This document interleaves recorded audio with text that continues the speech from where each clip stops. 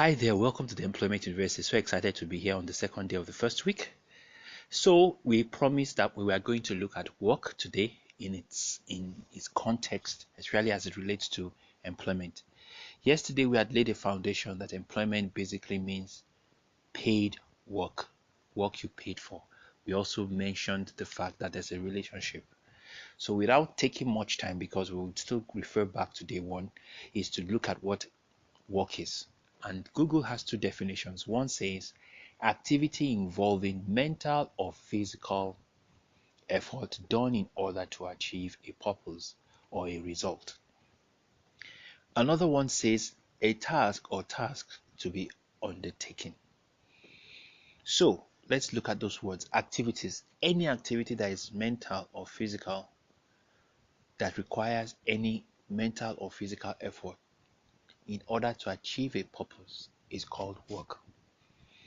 And then the second definition is interesting. It mentions task as in one task, and it mentions multiple tasks to be undertaken. They are also called work.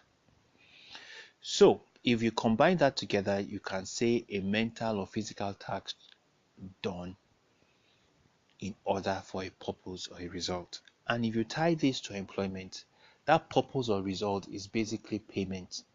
You are doing this work because you want to get paid. You are taking that effort because you want to get paid. You are taking a mental or physical task because you want to get paid. So that's the purpose. So one other emphasis is the word task and task. So it looks like if what's happening here, there's one that is singular, there's one that is plural.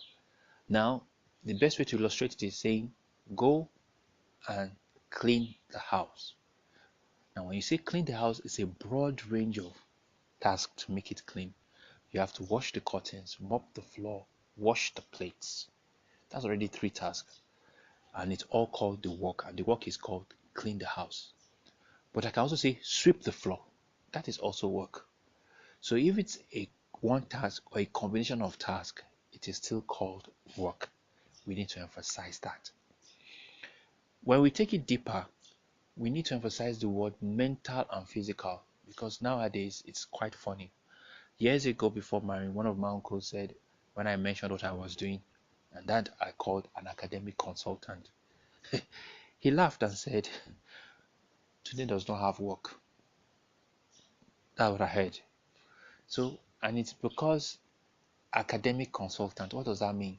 You understand? And we are going to hear in this class that there are over 12,000 job types. Animal trainer, I could go on list many kinds of jobs in this world. Oceanographer,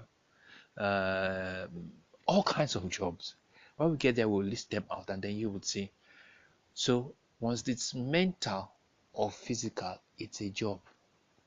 Dancing is a job for people, and people earn money from dancing. It's a job. Singing is a job.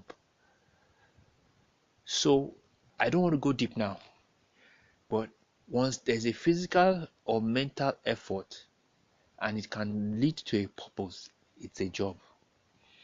And it can be a combination of things, like singing and dancing can be a job.